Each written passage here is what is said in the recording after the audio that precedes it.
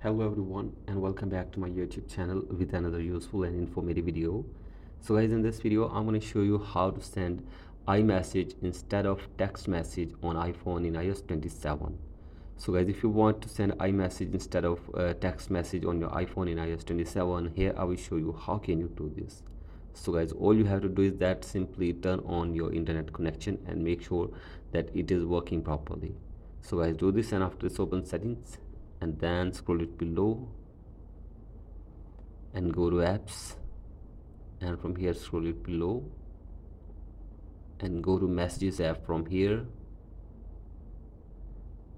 and from here you have to simply scroll it below, and here you will see iMessage toggle. So as you can see this, you have to simply turn this toggle on to send your messages as iMessage.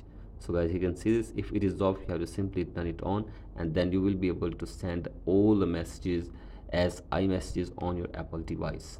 So guys, in this way you can also send the iMessage instead of text messages on your iPhone in iOS 27.